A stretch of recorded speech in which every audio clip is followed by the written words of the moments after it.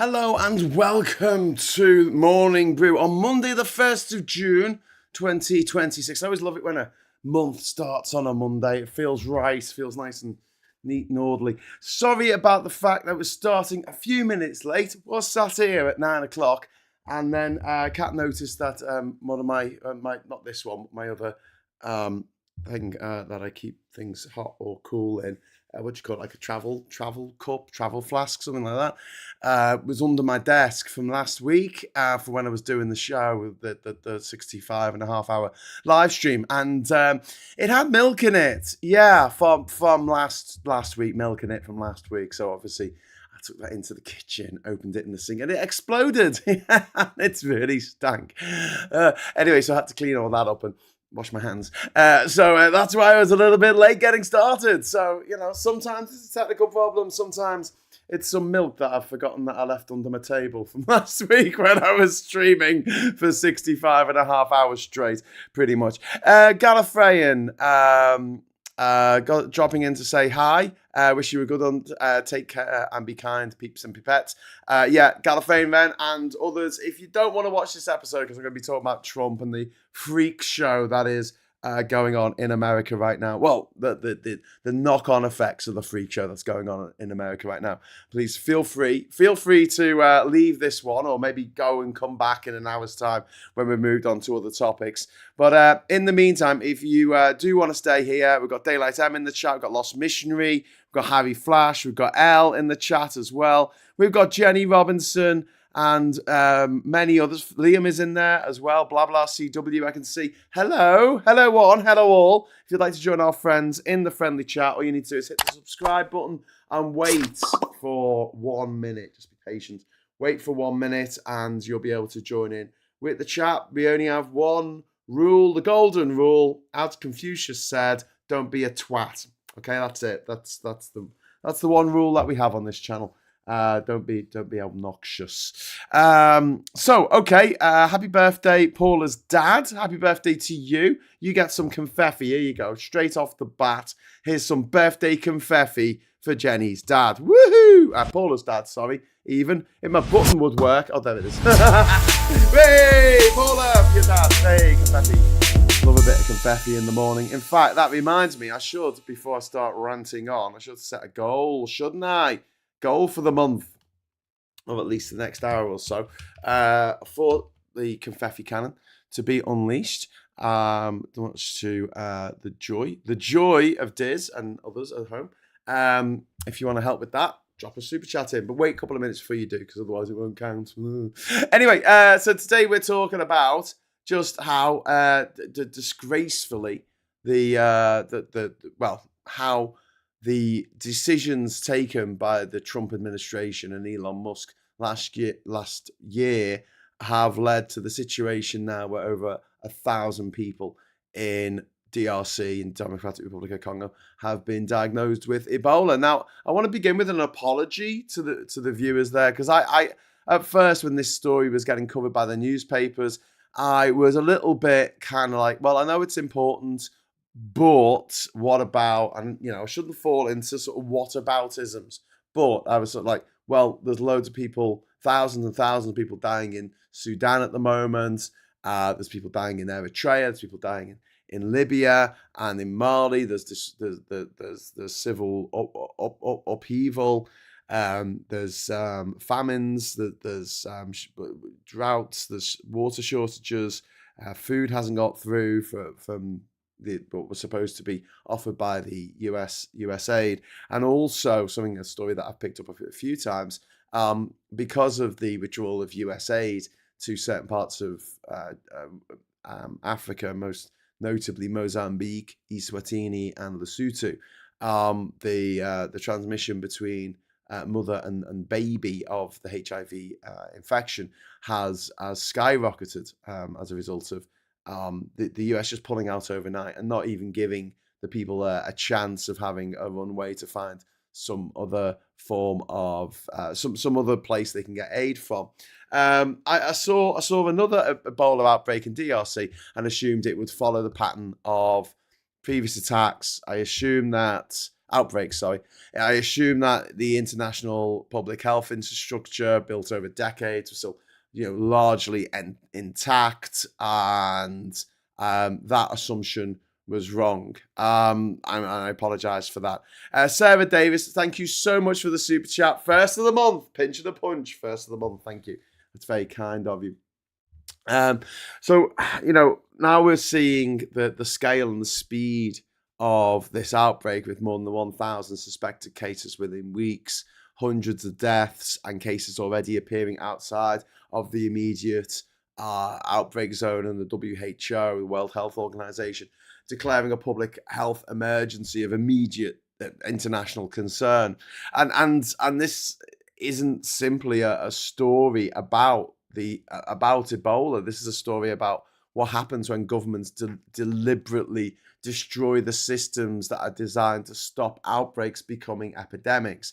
And I guess I was still running on the assumption that the WHO would swing into action, and the Ebola outbreak would be nailed down, and it would all hopefully go away without too many people suffering or dying as a result. But that's not been the case this time round, and it's not been the case because of two things: Trump pulling out of the WHO, and Trump and Musk ending all of the funding for USAID, pretty much. And so money that should have been going to help people in Africa who were, suffering from these outbreaks of disease, suffering from famine, suffering from drought, were not getting the support that they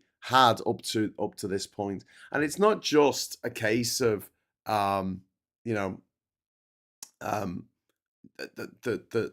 it's not just a case of like, oh well, these countries shouldn't have been relying on America in the first place. It's a bit like the relationship between a tenant and a landlord. The landlord has literally just turfed the tenants out with no notice onto the streets. Now, if the landlord wanted to get rid of the tenants, well, okay, fair enough. There's some valid reason for doing that. But the least you could do is give people a bit of time to adjust and find somewhere new to live. Trump and Musk didn't do that. They cut funding overnight. They stopped shipments. There were warehouses filled with food. There were warehouses filled with medicine. There were boats, there were ships going to Africa filled with food, filled with medicine, that they literally stopped. Over £1 million, as in the weight of food, was literally left to rot, was destroyed by the Trump administration, rather than give it to the people who needed it to stave off hunger, stave off starvation. And look, the Trump administration, you don't need me to tell you that it's a screaming monkey clown car on fire, a greasy cabal of liars, cheats, grifters, and murderers. But they didn't create Ebola.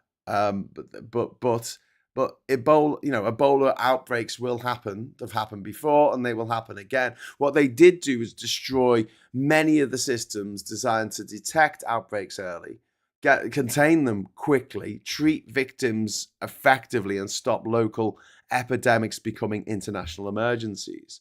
And if someone deliberately dismantles the fire brigade and the city burns down, when they don't get to shrug and say, well, we didn't start the fire, like Billy Joel. We didn't start the fire, so how is it our fault? And the point of government is to protect its people. And Trump has failed to even do this now, because Ebola is coming, This disaster was foreseeable. And if it actually comes to the America, which it very well might do, considering how many people... Well, I was going to say how many people are planning to travel to America later this month for the World Cup, but then again, thinking about it, yeah, that might not be a problem as things turned out. But this disaster was foreseeable. Experts warned them not to do it. They did it anyway.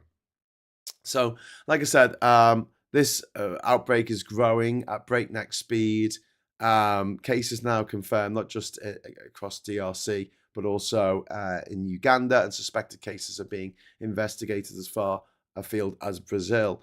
The WTO has declared a public health emergency of international concern, and the Medicine Sans Frontier, the MSF, have warned they've never seen so many cases emerge so quickly after an outbreak declaration. And that's just set alarm bells going on everywhere, because this isn't just your common or garden type of Ebola. This is a particular strain called the Bundibugyo strain, and it represents unique challenges. There's no proven vaccine, there's no established treatment protocol compared with other strains of Ebola. It's difficult to diagnose. Symptoms initially resemble many common tropical diseases, and when surveillance systems are functioning properly, outbreaks can be identified quickly. But when those systems are dismantled, the virus gets a head start. And a lot of viruses, because we're in an arms race between humans and viruses, we have been since the dawn of time. But viruses love getting a bit of a head start. This is why some viruses don't present symptoms until it's already too late. They're crafty little buggers, these viruses. They have had billions of years to evolve into things that kill, spread and kill as many people as possible. Ms. Paula Thomas, thank you very much for the £2 super chat. There were cases in the US last time. Yeah. Diz says this timeline sucks. It does indeed suck, but I have hope that once the dust is settled in America, once the bad men are finally ousted through however that happens, they might be voted out, they might have, the hamburgers might do their job. Something is going to change massively, I believe, because we can't go on like this. And these fawning sycophants who prostrate themselves at the feet of the billionaire class, it's just embarrassing. But they are a minority, and they're shrinking every day as more and more people see their everyday lives, get worse as a result of the greed of these billionaires. But here's the thing, right? Diseases don't care about borders. One of the stupidest ideas in modern politics is that you can simply ignore the rest of the world. This is the mantra that came down from the Tories when they cut international aid, America first. We don't need other countries don't matter. Well, the Strait of Hormuz begs to differ. I've talked before about how the Somali pirate situation, which was caused by trawlers coming from all over the world, but particularly from China, coming and trawling the seabed around Somalia, which didn't have a navy. Why did it not have a navy? Well, because it's not had a functioning government that has control of the whole country. Since 1991, it's been ruled by a succession of competing warlords, and the small areas of the capital Mogadishu that is run by the government, in inverted commas, they don't have a navy, they don't have a coast guard, no one patrolling the waters. So along comes fisher folk from around the world, and they in massive fishing ships, and they take all of the fish, and they take all of the stuff off the seabed, which means that there can't be any more fish because there's nothing there for the fish to eat. They've turned it into a fish desert, taken all the fish, turned it into a fish desert.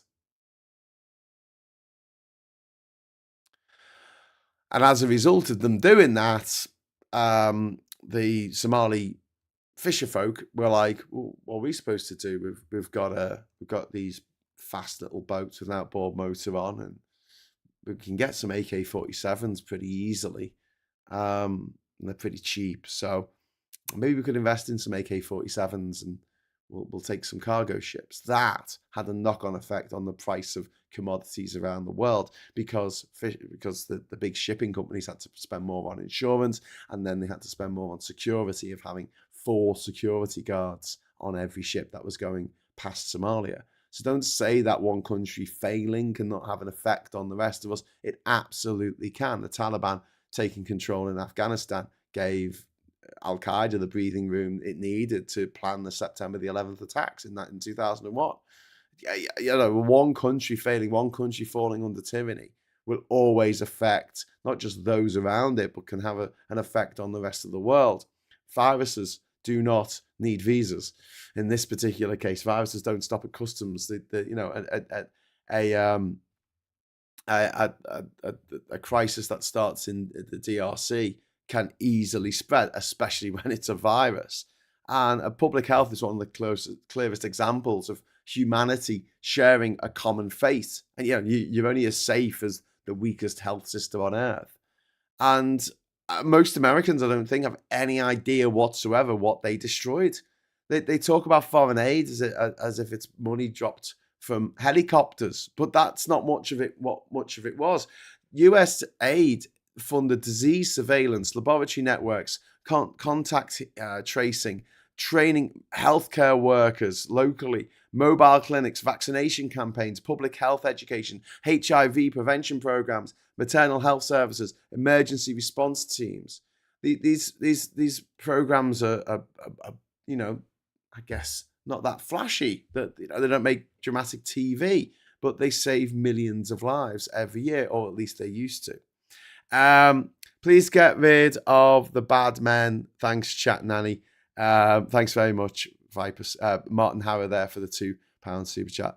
My God, just tuned in for the first time in months, and you're talking about AK-47s. This is how bad it's got. Well, some are in context of Somalia, with the Somali pirate situation, which blew up in 2009, and why that happened. Anti-vaxxers has done us. Yeah.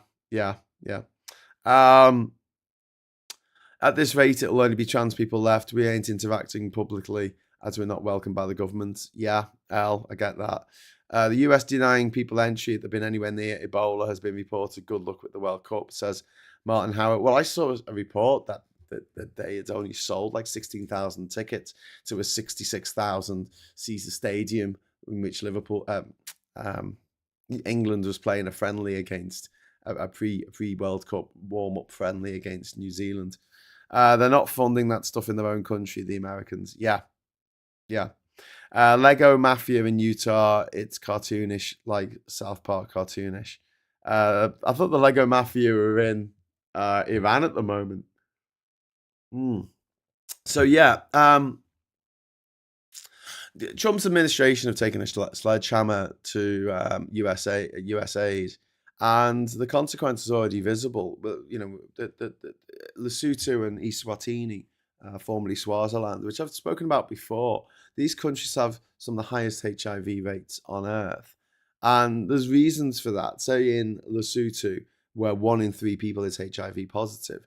One of the big reasons is there's not much work in Lesotho, and so a lot of men will leave for months on end to go and work in South Africa. So they leave their home, they leave their wives, they leave their children, they go and work in South Africa. And in the sex industry in South Africa, there is a lot of HIV. And so men contract HIV, playing away from home and having sex with prostitutes, and then they come back to Lesotho or to Eswatini, and they give it to their wives, which is horrific and awful. And one of the things that I would like to see as a public health policy in all countries, to be honest with you, but I don't know how enforceable it is before the fact, but I'm sure it could be enforceable after the fact. If you have sex with someone who isn't your wife or isn't your long-term partner, then you have to wear a condom. It's as simple as that. And how do you prove that that wasn't done? Well, if your partner, your person you've been with, ends up getting HIV, it's a bit of a giveaway, isn't it? So it opens up at least some kind of criminal, at least some kind of law that would protect sex workers in particular, who can say to their clients, you have to wear a condom. It's the law, rather than saying, I prefer it if you wore one. And then the client saying, no, I don't want to. So Trump said he was going to send ICE to all the blue states hosting games. So that's happening.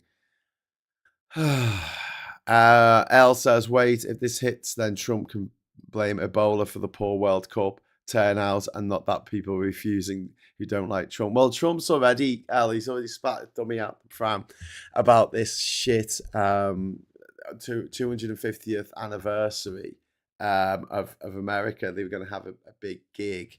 US 200th anniversary gig. No, I want 200th. So at the 200th, why is it still giving me? Oh, hang on.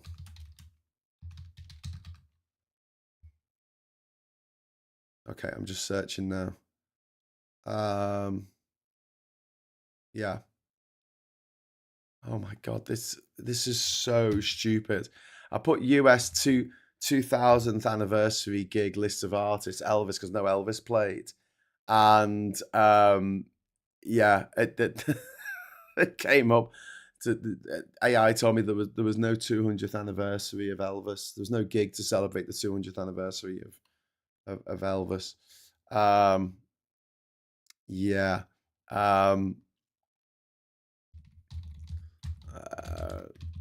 List of artists. I'm just trying to find out who played. Oh my God. Why can't the internet just tell me what I want to know? There was back in 1976, there was a 200th anniversary of America like concert gig, and Elvis played, and loads of famous artists played at this particular gig, and I was just going to compare and contrast. But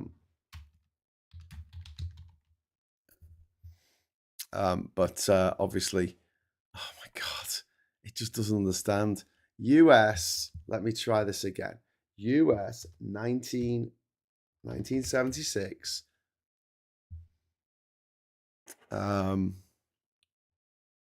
We rounded up the reject all 50th anniversary. Oh, it's just the top result is that the 250th anniversary of these 20 milestone music thing. Whatever. How rock stars celebrated America's bicentennial. Okay, so let's see. Elvis, Elton John, Bruce Springsteen, Eagles, Fleetwood Mac, Ted Nugent,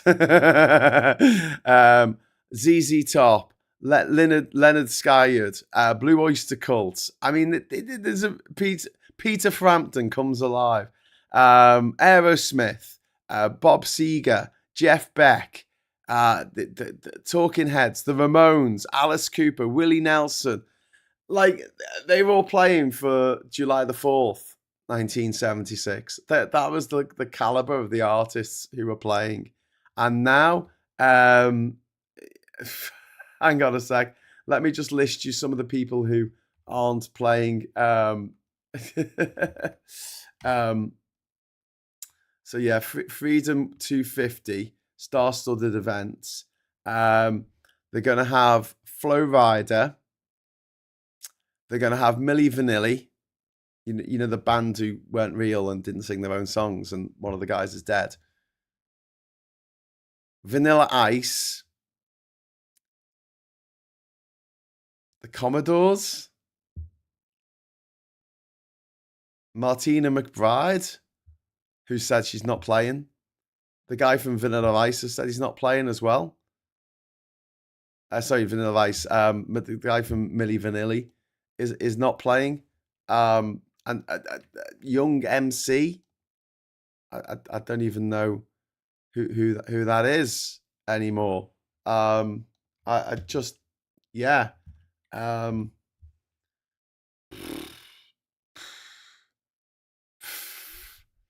So yeah, it's just a bit, it just a bit odd that they were playing, might not be playing, whatever. Anyway, Trump's had a bit of a meltdown over the fact that the artist that they picked is shite, and it's going to be very much like this, I think.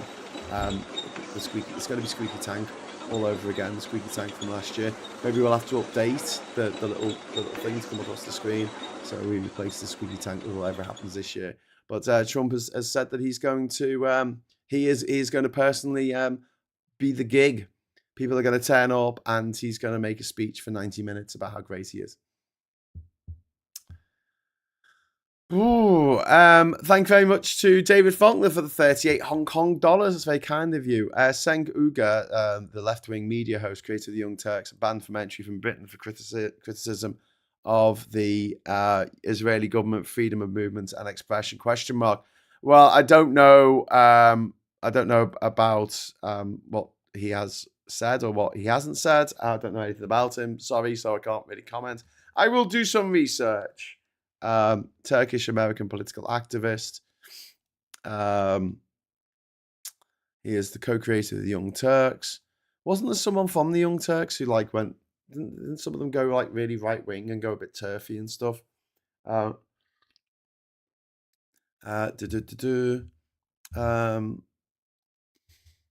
Denying a genocide. Armenian Americans have criticised the show's name because the original Young Turks political movement in the Ottoman Empire was responsible for the Armenian genocide. That's not a good start. So why is he banned from the UK? Comments about women, sexist comments. Anna Kasparian dismissed Olivia Munn's sexual harassment allegations against Ratner, and Uyghur defended Ratner, bragging. Okay.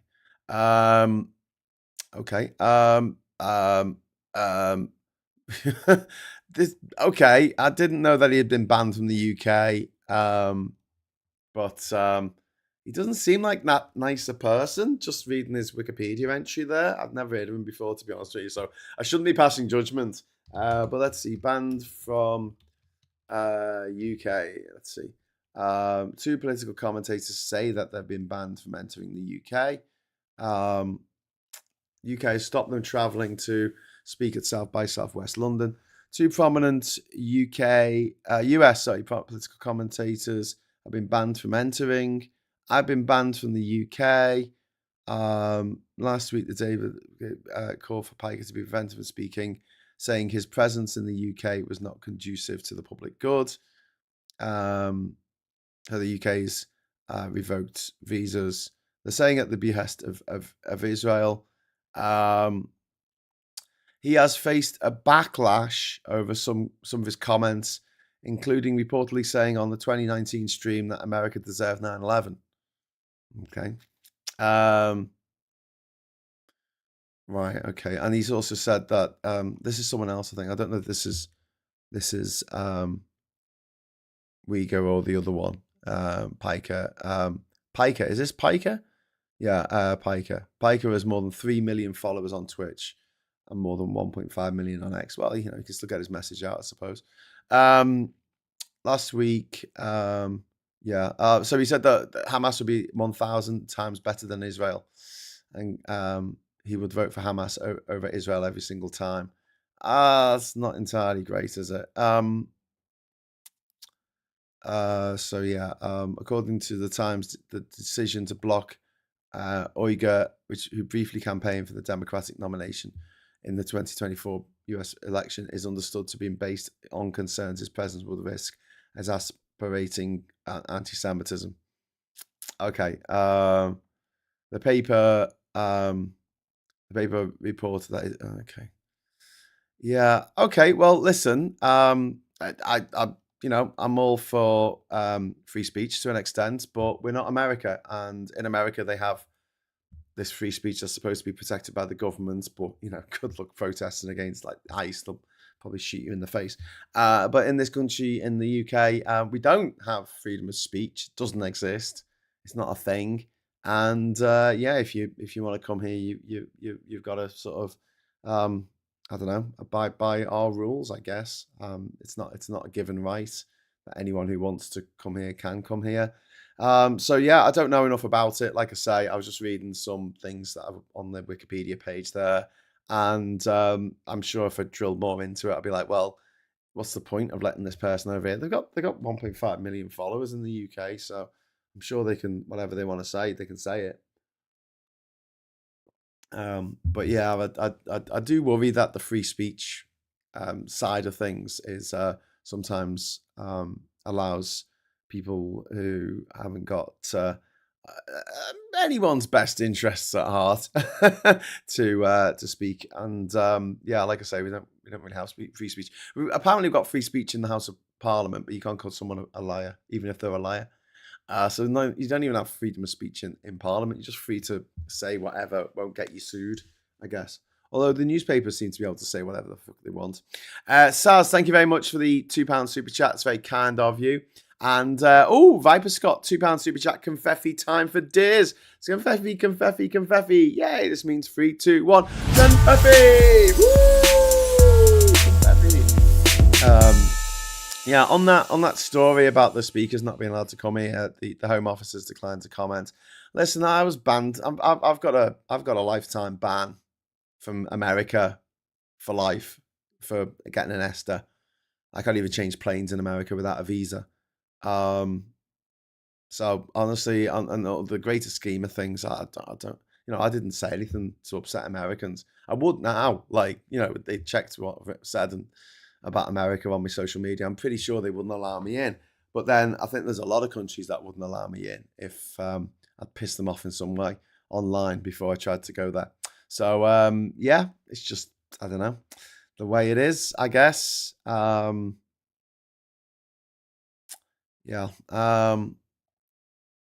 They both had the visas revoked.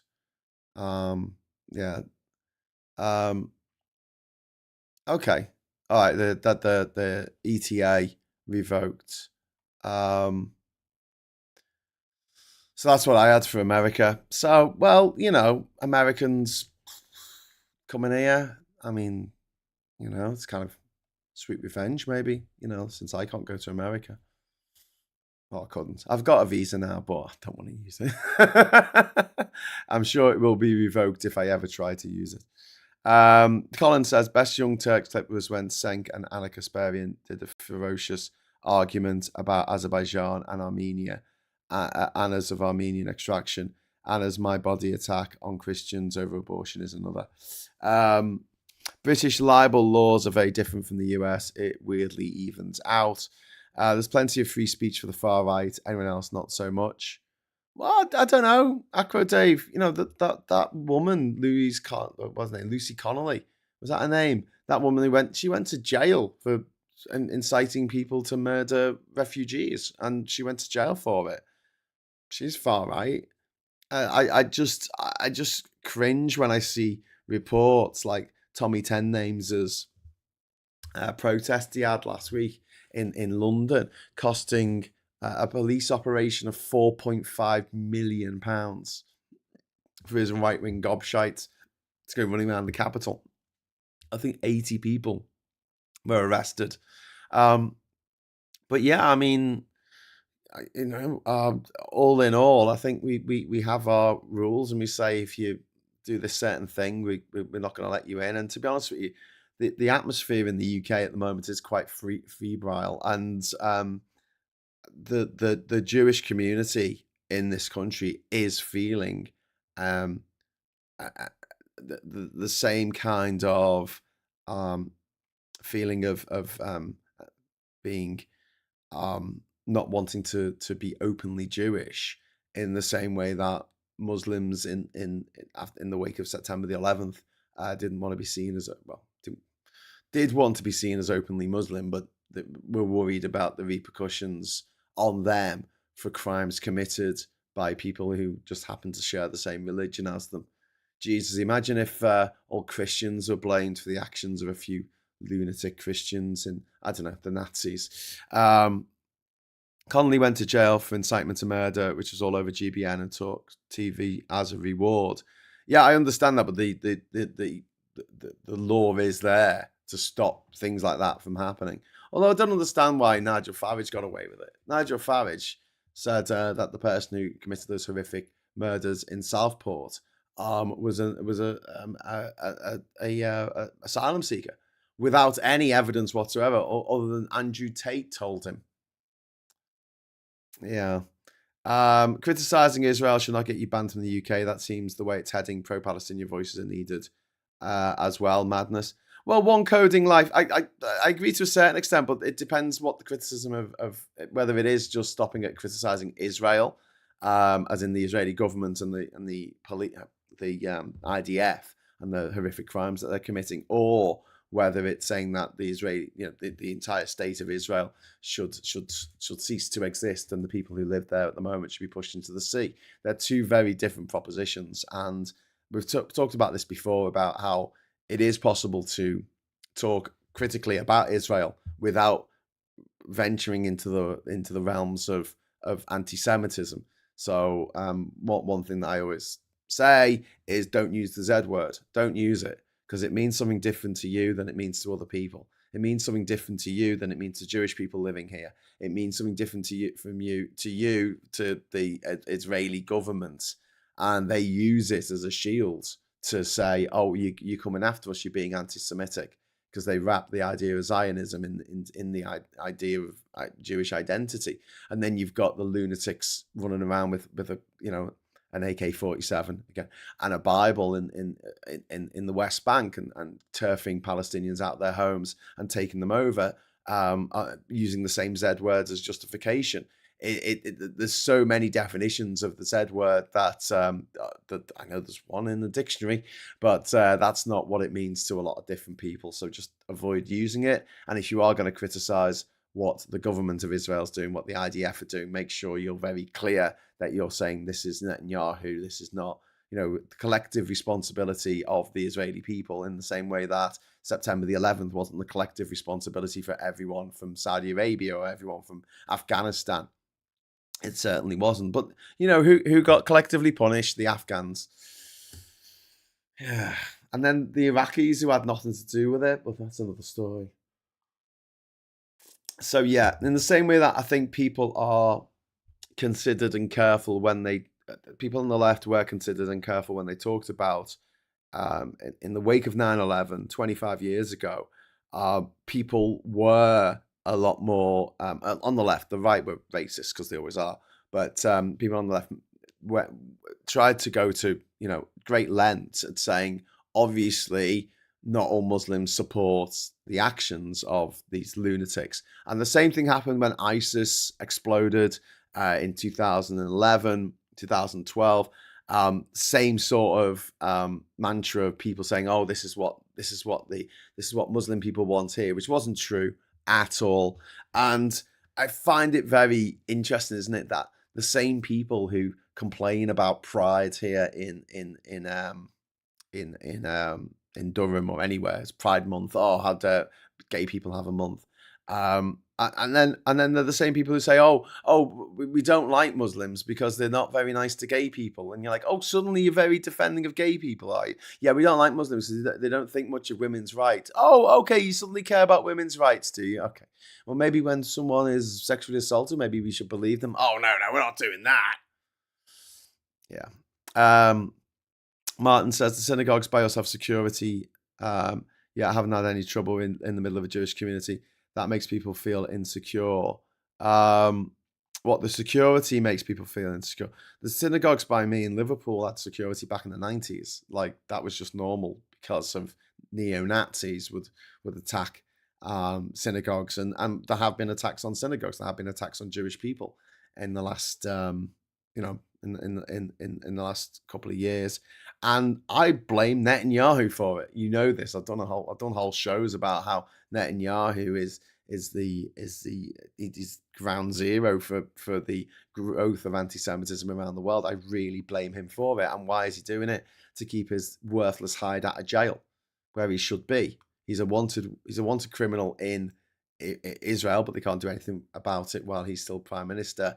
And he's a wanted war criminal around the world. In fact, there's a list of about 18 countries where, if he goes to those countries, that he will be arrested for war crimes. But there you go. Where were we? We were talking about Ebola, weren't we? Ebola. But let's talk, before we talk about Ebola, let's talk about the HIV disaster that they created last year. And this is why we don't need to speculate on the devastating consequences of withdrawing USAID and the USA withdrawing from the World Health Organization. The consequences are already visible. Countries like I said, Lesotho and Eswatini, some of the highest HIV rates on Earth for decades. They've worked with international programs supported by PEPFAR, which is PEPFAR, and USAID. The results were extraordinary. Millions of lives were saved. Transmission rates between mothers and babies were reduced. The transmission rates entirely across the board were reduced, but mother to child infections were reduced dramatically, and entire communities were transformed. And then Trump arrived on the scene, and the children are already paying the price for this.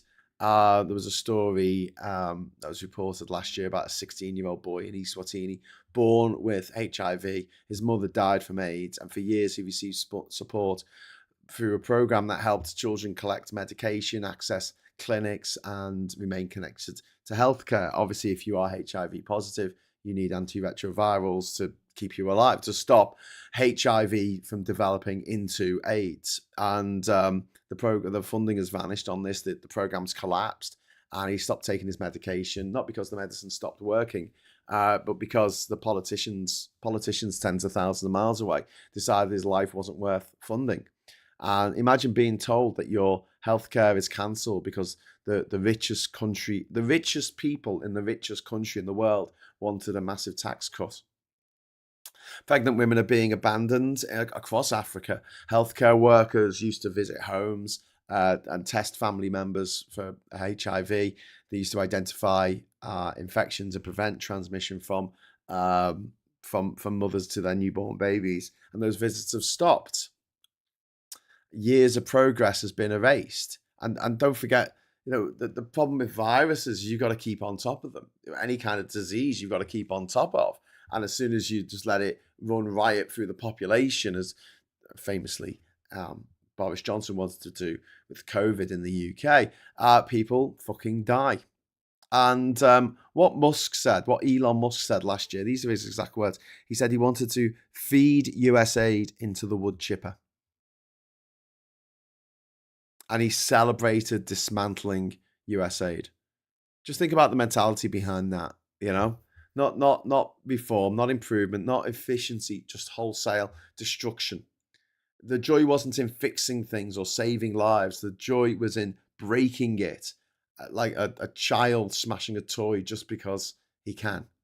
And in Elon Musk's case, he is his home continent of Africa, which he hates because he's a white man.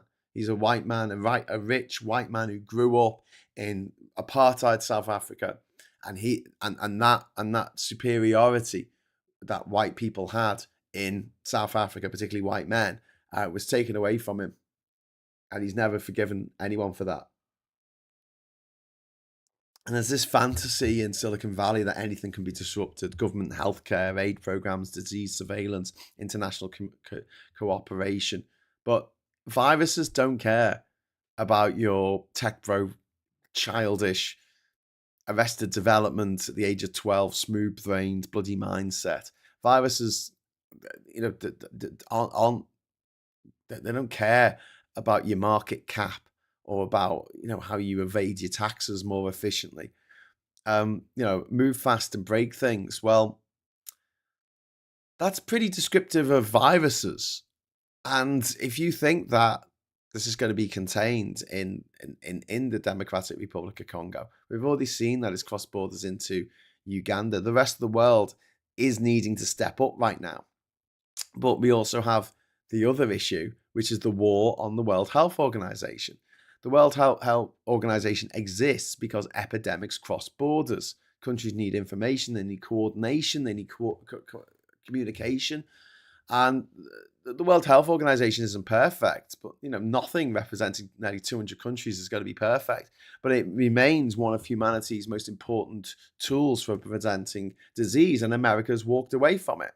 It used to be a central pillar of the WHO. Scientists, funding, research, emergency response, technical expertise, And now the Trump administration has deliberately sidelined America from the WHO, just at the drop of the hat. And again, just like my analogy about the family being turfed out from someone's home, like from by the landlord without anywhere else to say, they weren't even given time to find funding elsewhere, to go around and say, listen, America's dropped X amount of funding, but if these countries give a little bit more each, then we can get back to the funding that we had. But I mean, and you can replace the scientists that were working for us that we can't afford to pay anymore because America's cut the funding. But the result of what they've done is less coordination, more confusion, more duplication, which means that there's less efficiency. So the whole system is becoming more expensive and less effective, more delay, and exactly things that you don't want during a deadly outbreak of a disease. America first means everyone loses, including America. And Marco Rubio's said that his priority isn't stopping Ebola. Of course it isn't. They don't give a shit about people on the other side of the world. His priority was keeping Ebola away from America. But that sounds sensible for maybe 5 seconds if you don't really think about it too hard. But the reality is the best way of stopping Ebola from spreading to America is to stop Ebola where Ebola is. Not after it spreads, not after it crosses borders, not after thousands of people are infected. Stopping it at the source, which is what the WHO historically has been pretty good at. And, this administration doesn't understand prevention.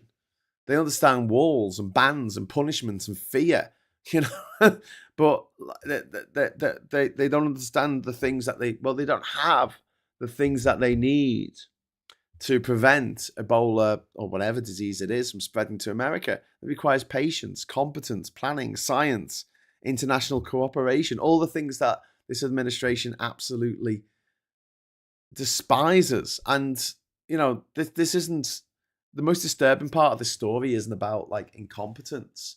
It's indifference. It's people in Washington knowing that their decisions would lead to consequences. They knew that they knew that these health programs would close across Africa, across Asia, across the Pacific. They knew healthcare workers would lose their jobs. They knew surveillance would weaken. They knew people would lose access to medicine.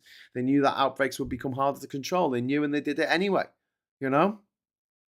And the victims in all this are real people, children trying to stay on HIV medication, pregnant mothers trying to seek healthcare so they don't pass on HIV to their babies, or just, even if they're not HIV positive, that like just healthcare in general. Childbirth is a very dangerous thing to do. Until very recently in the history of humanity, nearly 50% of all pregnancies ended in the death of the baby or the death of the mother. It was an incredibly dangerous process. Queen Anne of Britain had 18 pregnancies, and none of them, not one of those, she had miscarriages, she had stillbirths, and she had children that didn't survive past the age of 5. Not one of those pregnancies ended with culminated in an adult 18 20 years down the line. Not one. And she was the richest woman in Britain at the time, with the the help of the greatest medical minds that existed. You've got rural communities that are cut off from medical support, healthcare workers losing resources, families facing Ebola, and doctors trying desperately to stop these outbreaks. Real people, real lives, real grief, real suffering. And this is when, cruelty becomes the point. The cruelty is the point with Trump and his disgusting ideologues. There is a difference between making mistakes and not caring. Mistakes can be corrected, right? Indifference, it's deadly, especially at the top of an administration like in America. But actually, indifference anywhere, in any government around the world, indifference to the suffering of any group of people. Let's bring it back to the UK. The indifference to the suffering of trans people in this country has led us to where we are now, where we have gone from first for queer rights in this in Europe down to 22nd on the list, which is absolutely shocking. We're down there with Hungary, which famously banned the LGBT pride celebrations under Orban. Luckily, they've come back. They came back this weekend. Not that they ever went away. I mean, they were official pride marches, but yeah, Orban wanted them banned, and we're somewhere around there. In fact, now that Peter Magyar has taken over in Hungary, that they'll probably rise up the rankings for gay, lesbian, bisexual, trans rights. You know, this is where we are right now because of indifference. Because of indifference. And I think that's the defining characteristic of this administration: incompetence and indifference. It's a complete inability to care about anyone but themselves. All they care about is making money for themselves. If suffering happens somewhere poor, somewhere preferably foreign, but if it happens in America, they don't care. They don't care about people who've been chucked off their healthcare. They don't care about people who are in crippling debt now because they had a baby and it costs 50 grand to have a baby in America, or they went to university and now they can't afford to pay the rent because they've got to pay such massive student loans. They just don't care. And look, the Ebola virus isn't Trump's fault, but the existence of infectious disease isn't Trump's fault. But when experts spend decades building systems to detect outbreaks, to contain epidemics, to train healthcare workers, distribute medicine and save lives, and then politicians deliberately destroy those systems to save money for billionaires. So billionaires have to pay less tax in the richest country in the world. The richest people in the richest country in the world needed to pay less tax. So to achieve that goal, we're going to take money from aid. And you know what? The people dying in Congo deserve better. The people living with HIV in Lesotho deserve better. The children abandoned by these cuts deserve better. Africa deserves better. The world deserves better. Than having to look at people who look at a life-saving program and think that the clever thing to do, the smart move, the best move possible is to feed it into the wood chipper. This is the result. And who knows? I mean, it might not come back and bite the Americans on the ass. I don't know. I don't know if Ebola will go to America. I don't want it to. I don't want it to spread anywhere. I don't want anyone to die unnecessarily through Ebola. Yeah, the whole situation is just incredibly dispiriting. And I know that we like to make fun of the Trump administration and take the piss out of it. And that's important. And I feel it's a good thing to do. Take the absolute mick out of these dickheads and scumbags who make their money and make their living, make their living by making a killing. They make a killing by making a killing. And it is funny that Trump has torn down after the White House, and that's what Osama bin Laden wanted to do. It is funny that he set up a UFC bare knuckle brawl outside his the presidential palace, the presidential mansion in Washington. That objectively all this stuff, if we lived on another planet and we lived on Button Moon and we were just looking through a telescope at this planet and going, haha, isn't this hilarious? If it was a movie, we'll be like, we'll be thinking this is ridiculous. This is OTT. Don't forget, Idiocracy was set 500 years in the future, not 20. But there's a point where you got to stop laughing and just go, my God, the suffering that these motherfuckers are causing around the world, not just in their own goddamn country, but around the world, is off the charts. And they ruin everything. They ruin everything. These people, everything they touch turns to shit. I mean, they make a lot of money out of it, of course.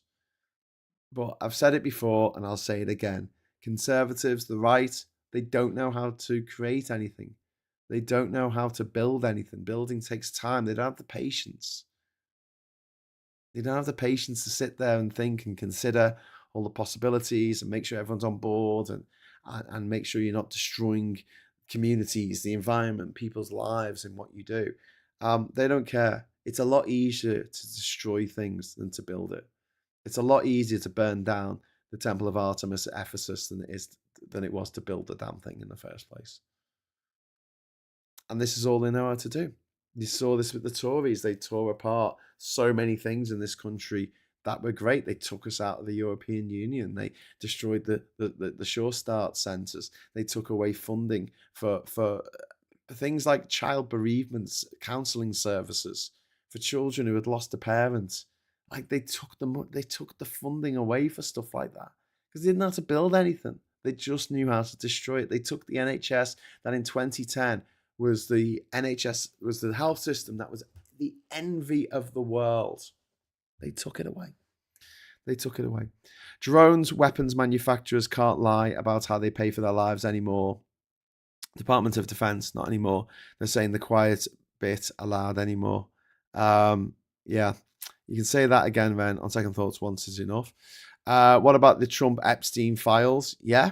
I mean, that's not been talked about nearly enough since, I know, Trump started the war in Iran, which is going terribly for the Americans. There was reports of bombs dropping in Kuwait, radar sites.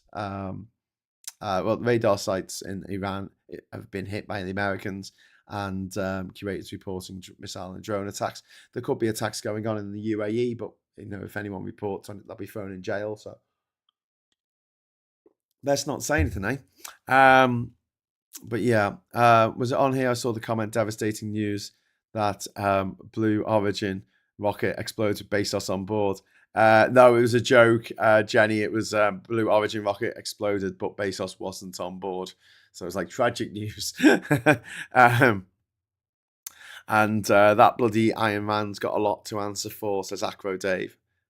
Ayn Rand is a children's author, a particularly stupid one. She came from a wealthy background.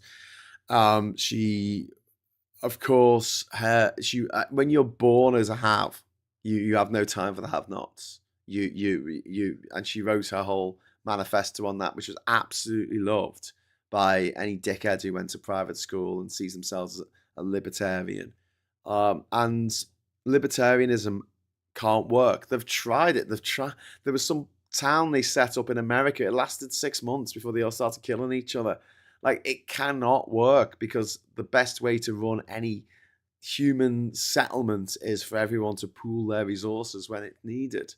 Whereas the libertarians and the sovereign citizen dickheads, they all believe that they are the be-all and end-all, don't they? They all believe that they don't need society. They don't need anybody else. But that's bollocks. You know what Ayn Rand needed? She needed millions of people to be able to read. Otherwise, she would have made no money from her fucking shit books, right? And the reason why millions of Americans could read was because of the public school system that she would have it done away with. She just wanted everyone to be, you pay for what you can afford your kids to learn.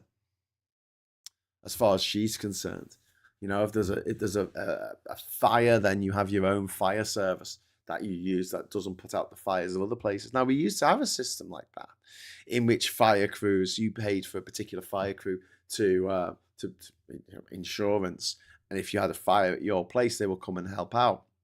And sometimes, a rival fire crew that was closer would turn up first and start putting out the fire because they know that they would get paid for putting out the fire if they did it first. And then you'd have another fire crew turn up and say, hey, this is our fire. We're supposed to be putting this out. And while the fire raged, the two fire crews would have a punch up outside the fire while your factory and or home burnt the fuck down.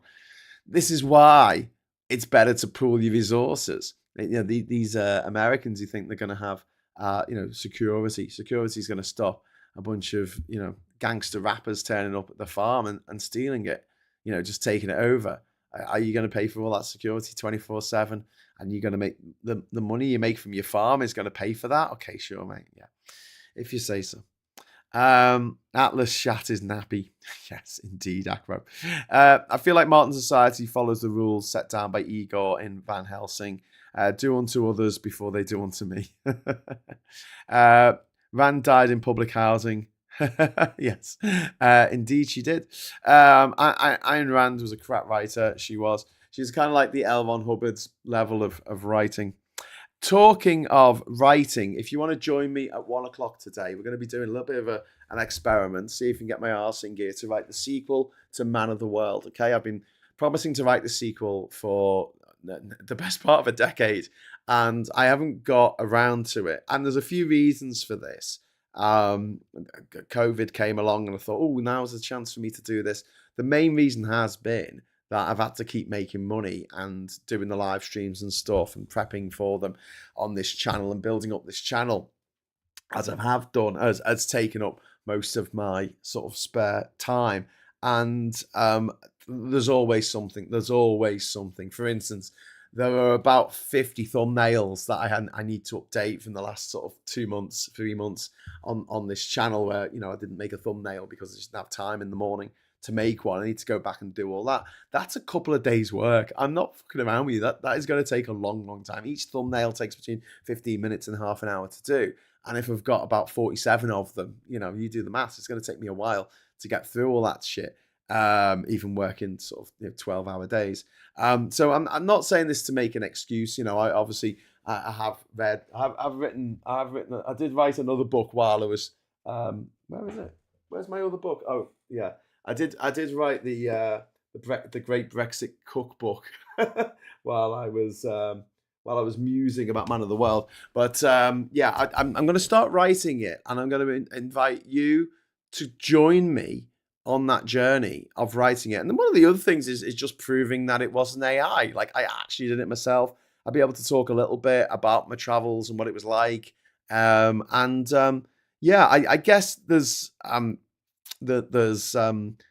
book should be quite fun. And I think also there was a reticence in me to write to continue writing, because the first book, that was a laugh. The second book will be a laugh. And don't forget, it's all written, like it's all written as part of my blog. So it's going to be a case of taking what's written in my blog and rewriting it and making it all work in a chapter structure rather than in a diuretic in a diuretic structure. I don't think that's the right word, Graham. Okay, whatever. Instead of writing it like a diary, like Adrian Mole. Although, to be honest with you, I've read some of Michael Palin's books, and maybe I should have just kept it as a diary. It might have been a bit easier. But I've written the first book now, so no going back. I'm going to write the second book. But also, there is a bit of an issue with like the last book for me, sort of mentally writing that. I knew that would always be really, really hard because it deals with some of the lowest points of my life. And that's why it's called End of the World. But also I've finished going to all the countries in the world. It's double meaning. But that's a worry for another day. Let's see if we can get started together on chapter 1 of Top of the World. So if you join me for Graham Hughes Right Some Wrongs, right as in right, that'll start at 1 o'clock today. So please join me for that. It should be a interesting, I guess. If it doesn't work and I decide never to do it again, we shall never speak of this again, then fair enough. But if I can get it to a point where I'm happy with it and I get going, it'll give me an excuse to actually crack on with writing this book, and also eventually doing the audio book as well, which I'll have to do at some point. I don't think I'll put that on. I don't think I'll stream that. Maybe I could. Maybe I could just stream it on TikTok or something. Me doing this voiceover and you laughing at all the mistaken pronunciations of everything. I had to check online about how to pronounce all these places for book 1 when I was doing the audio book for it. And I swear, you go online and you say, how do you pronounce this place in Africa? And it would give you like 3 different ways of pronouncing it. And you'd have to make a judgment call on like which was the correct way to pronounce it. To which someone would listen to your audiobook and go, oh, you pronounced that word wrong. And you're like, oh, shit. But there you go. Following Palin updates on folks and places. Yeah, that'll be good. Hmm. Go back over some of the places that I went to, go and revisit some of the people that I met along the way. Well, actually, in End of the World, I did end up meeting loads of people that I had met on the first 2 years of the adventure, and because I had to go back, so I was meeting them, or I met them in other countries. So yeah, there you go. Um, you know what? I might tune in and write along, says Gallifreyan Ren. Yeah, that'd be great, Gallifreyan Ren. If we can get you writing, get everyone writing, that'll be awesome. And the thing is, like, I don't know how engaging it's gonna be. I tend to not like silence, so I'll probably be talking too much to actually crack down and actually um write. So let me just say, this is going to be an experiment, and it might be a horrific failure, and it might bore everyone to death. I might only have 10 people watching, and they're like, what the fuck is this?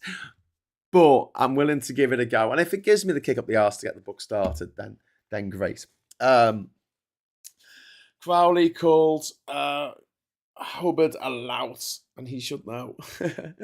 I'm not giving him credit. I think it was a weird little compulsive liar by a piece of fiction.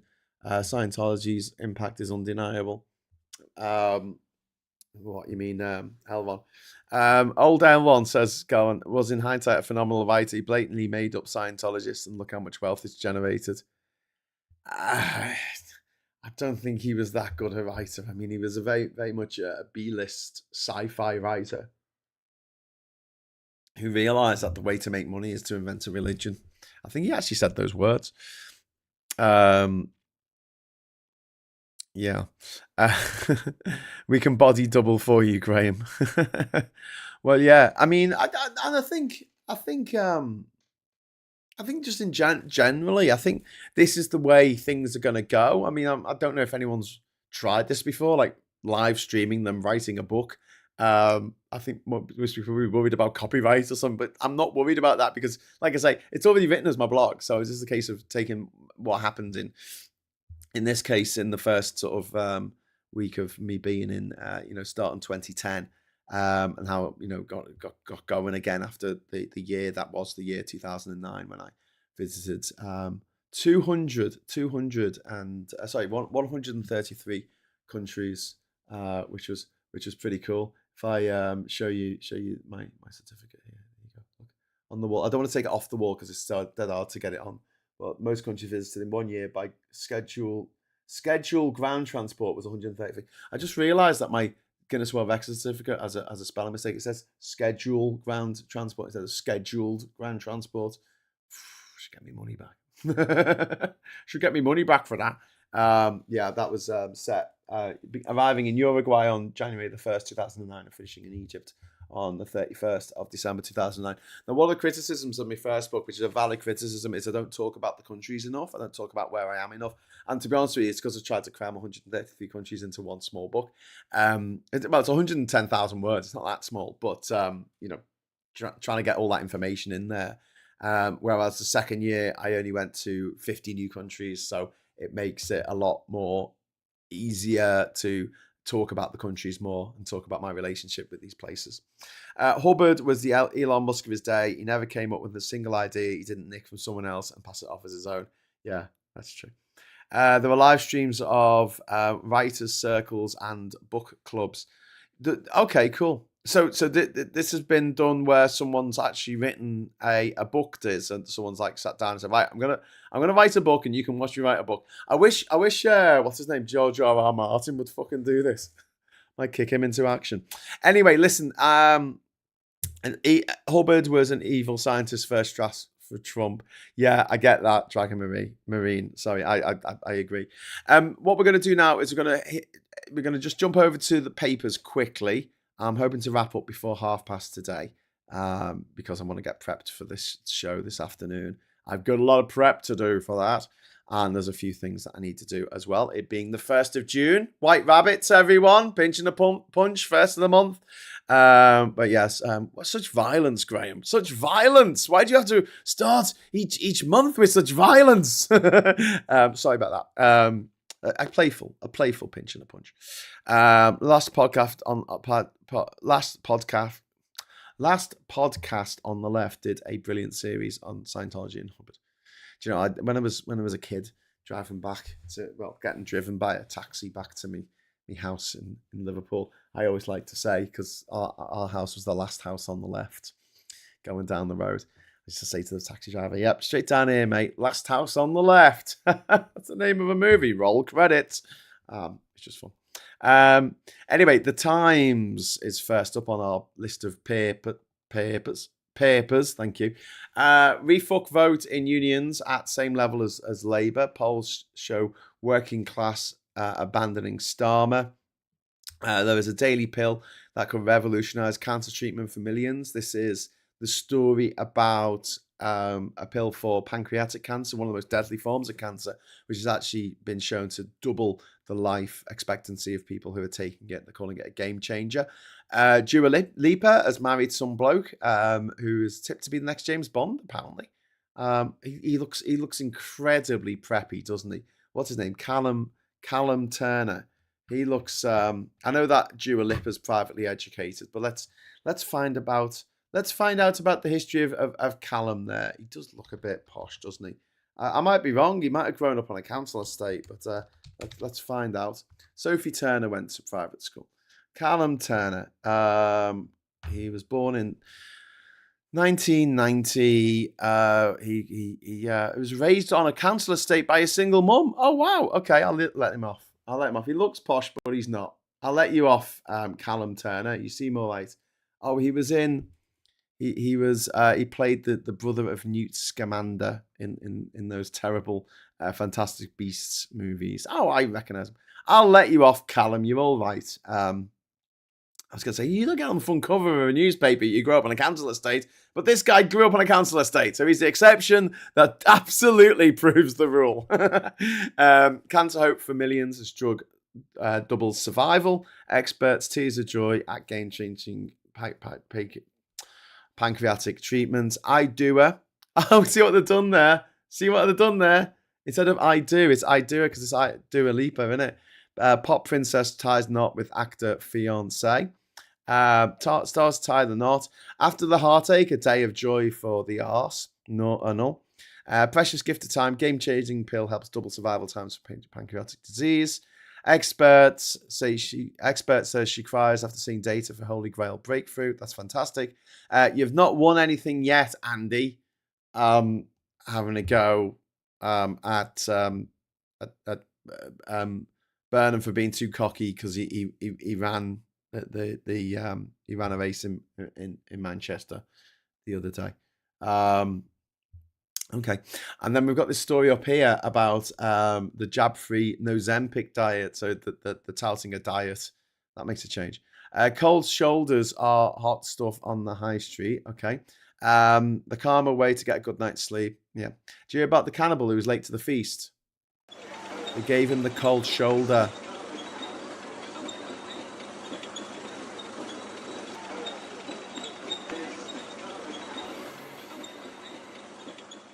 Anyway,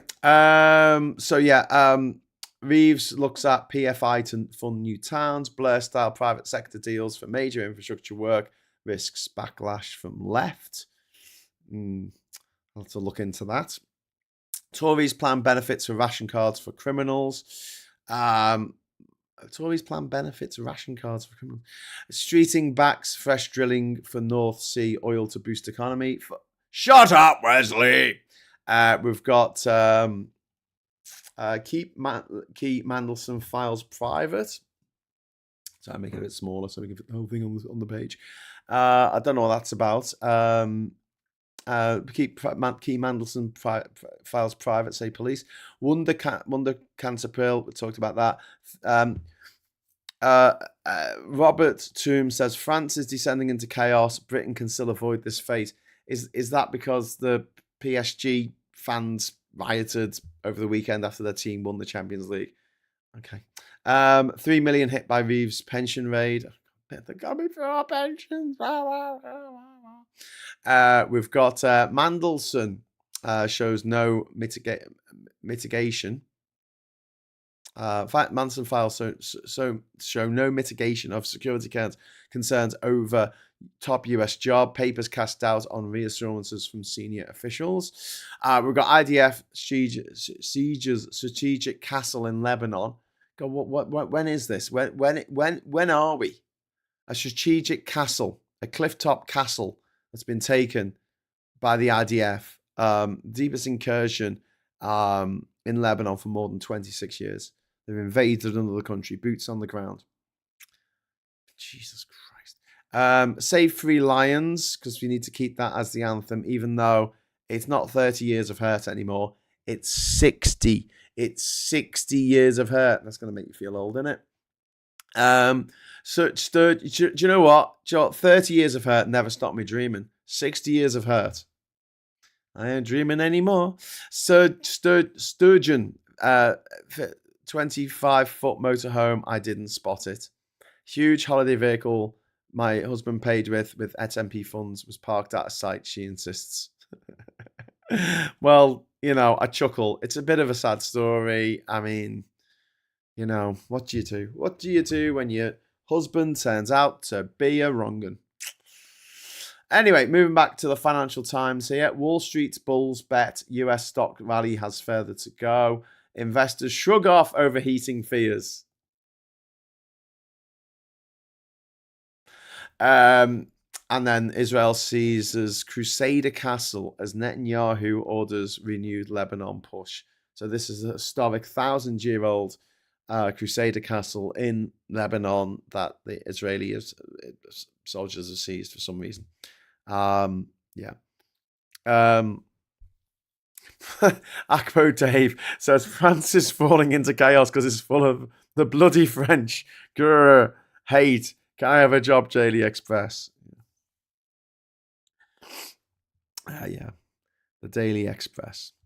Do you know why you can never have 2 eggs for breakfast in France? Because in French, 1 egg is enough.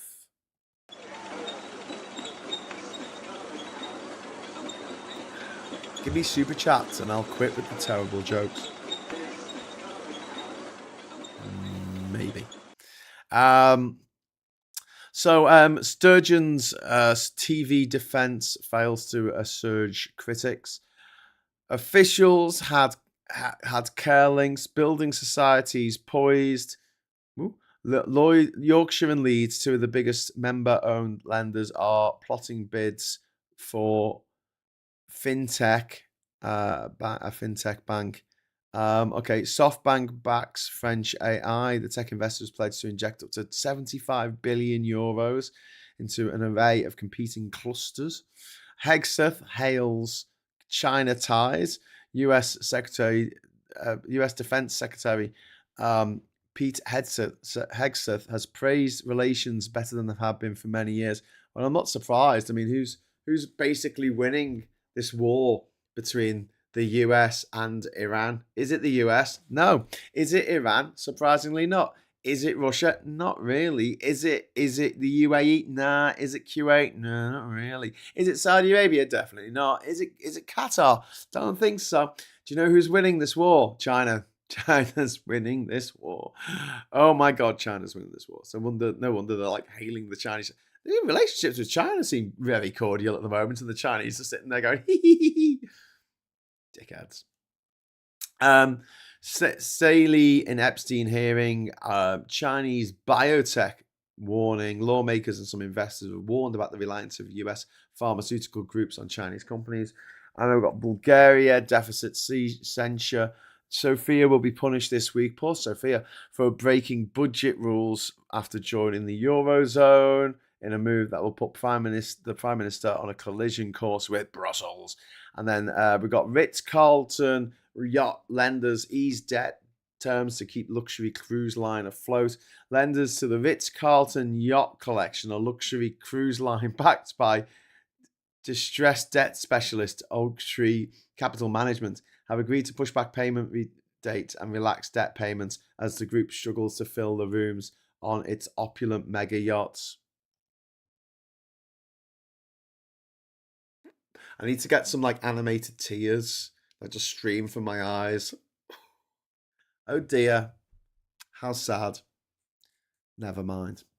Zach Polanski's there. Zach Polanski's political journey leaves questions swelling. The Greens' success in May's local elections have drawn fresh attention to the party's leader, Zach Polanski. He describes himself as an eco-populist, fighting to reduce inequality and living costs and oppose Israel's action in Gaza. But he has faced claims that he has misled the public about his career, his legal address, and whether he voted in local elections. I don't care. Honestly, okay. I mean, that is like in the Financial Times is indulging in. Look over here. Look at this. This guy. Look at this guy. He was living on a narrowboat in London. He was living on a narrowboat. He was a narrowboat. We're gonna find something. He was once a Lib Dem. He was once a Lib Dem. Meanwhile, Nigel Farage, who was once a Green, funnily enough. Did you know that back in the 80s? Yeah. Remember the Green Party, or what became the Green Party? Then he was a Tory. Then he was a UKipper. Then he was a Brexitter. Now he's a U-fucker. No, a re-fucker. Yeah, and he took £5 million off a dodgy bastard who lives in Thailand. £5 million of undeclared income from a dodgy bastard who does cryptocurrency in Thailand. Even better than Switzerland, Thailand. He's over in Thailand laundering money for the Russians, for the Russian state, for the Russian army to pay for more arms to destroy people's lives and destroy people and to kill and maim and cause suffering across vast swathes of Ukraine. Yeah, that guy, the guy who gave him £5 million to Nigel Farage, £5 million, a crypto billionaire. And what is half of the Refuck manifesto is about loosening the restrictions on cryptocurrency in this country. No quid pro quo there. No quid pro quo. Do you know what I mean? If he'd been given $5 million by a balloon salesman, and then in their manifesto, they said they were going to get the government to buy a balloon for every man, woman, and child in the UK, you would think there was something like a slight quid pro quo there, you know? This balloon salesman gives $5 million to Farage, and then Farage writes the manifesto, and in his manifesto he says balloons for everyone. Bit sus, that focus on balloons, Nigel. Bit of a sus thing there, Nigel. Have you got something to confess? Have you got something to tell us, Nigel? No, I think the real story here is that my accounts were hacked and people told people. Some journalists came along and they investigated me. I don't like being investigated. That should be the real story, that I was investigated. Oh, really, Nigel? Should that be the big story? Should it be the big story? Because I don't think it should be.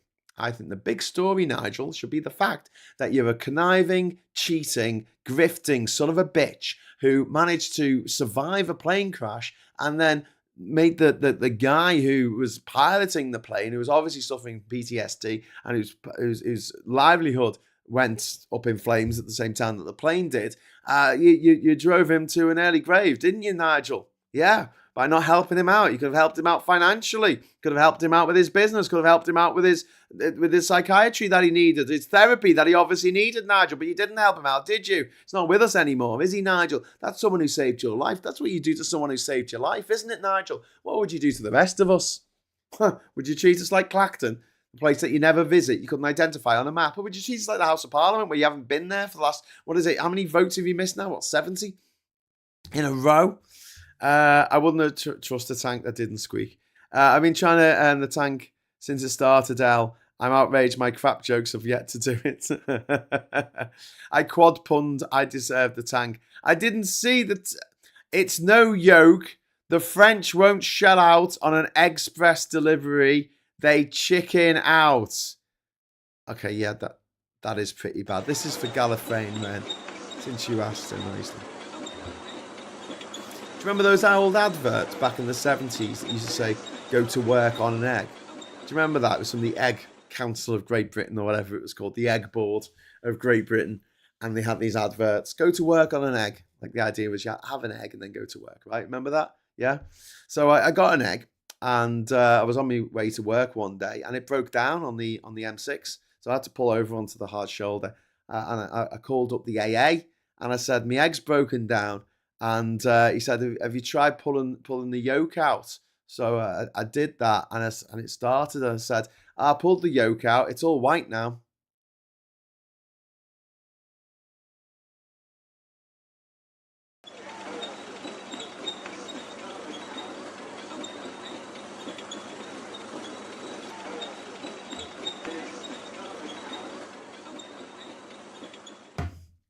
Anyway, I think that's my cue to get out of here.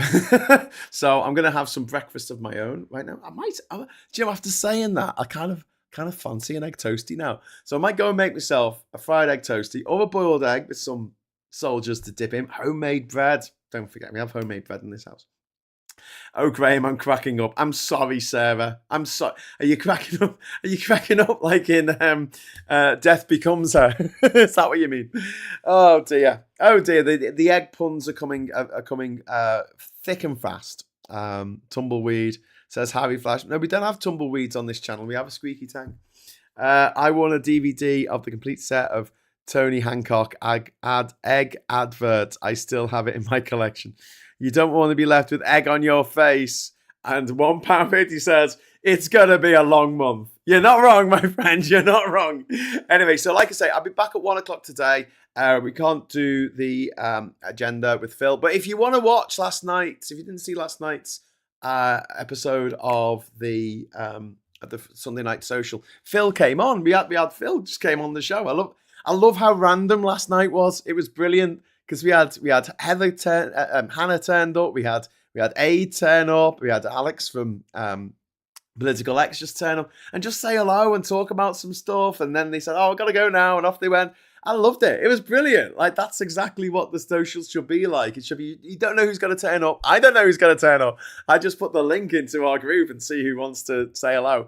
So that's really, really cool. So a big thank you to everyone who showed last night. Thanks to everyone who watched it. But I won't be doing the agenda at 1 o'clock because Phil is in London. He's in London. He's attending a conference or something about green issues. Yeah, they're talking about getting people on board to fix their comms. Before we go, I do have one thing that I do want to point out, which is that one of the MPs that I follow on, what's it called? What's that thing called? The Facebooks. Oh God, I can't find a post now. Right, hang on a sec. Hold on a second. I will find this before I go. Me and Phil often, me and everyone who comes on this channel often talk about Labour's shit comms. But I'm sorry, I'm trying to click on the side of this so I can make it bigger, and it keeps clicking off. That's really annoying. Stop being fiddly, you fiddly bastards. But yes, there was a wonderful post this morning put up by We Fail Art. If you ever subscribe to them, I would really recommend it. They're the ones who do the absolutely terrifying portraits of famous politicians and stuff. And they've done one of Trump devouring. It's Saturn devouring. I think it's Saturn devouring his babies. You know, that famous picture. And that's been redone with Trump devouring America, basically. And We Fail's written, imagine 20 years ago being told that one day Donald Trump will be president, but his spirit will finally be broken by Bret Michaels of Poison pulling out of the Donald Trump UFC Cage Fighting Freedom Festival. Yeah.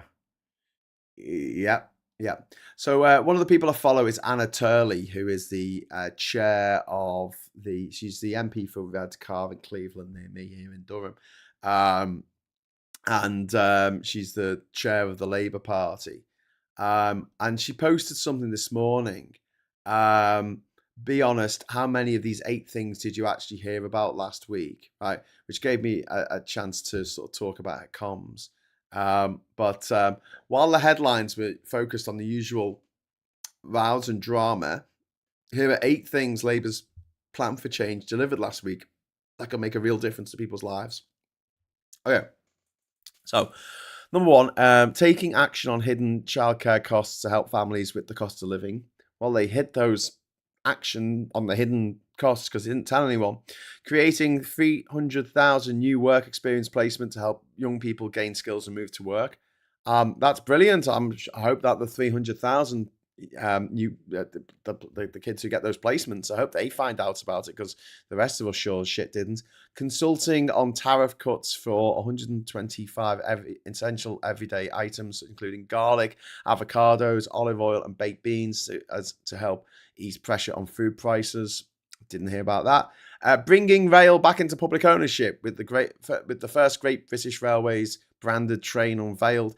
I did actually hear about that, so that's one thing that I did hear about. But that's because I'm a massive train geek and I care greatly about what's happening with the trains. I'm not a train spotter. I'm more of a public transport obsessive. Supporting pharmacies with a £340 million deal to help patients get faster treatments for common conditions. Didn't hear about that.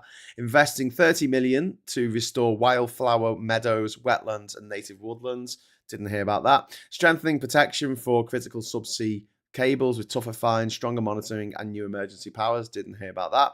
Agreeing to a landmark new defence treaty with Poland to strengthen our shared security. Did not hear about that. And she's written, not every announcement will affect everyone, but all of them are aimed at making life a little better, a little fairer, and a little more secure.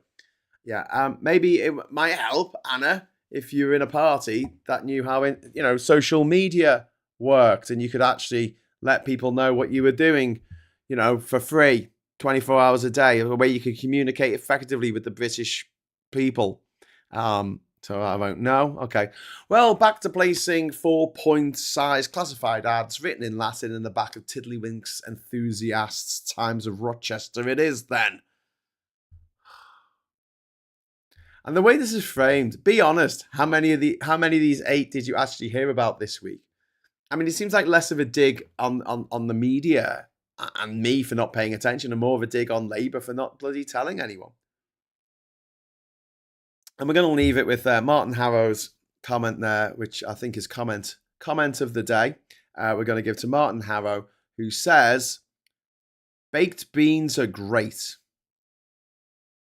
Couldn't agree more, my friend. Could not agree more. Thank you for watching. Give us a like. We always like a like on this channel. And if you're not subscribed, please subscribe to the channel so you can join in the chat and hit the bell notification icon to let you know when we're going live. Please join me at 1 o'clock today for the first episode of Graham Hughes Rights Some Wrongs. Hopefully it will be interesting. I don't know. It might be a horrible failure. We're going to give it a go, and then I'll be back tonight at 9 o'clock.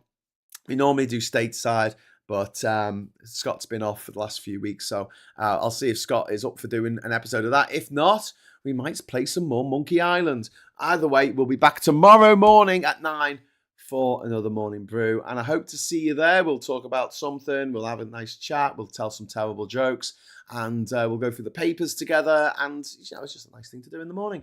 So I'll see you in a few hours, and until then, I'll say thanks for watching, hello, good evening, welcome, and goodbye.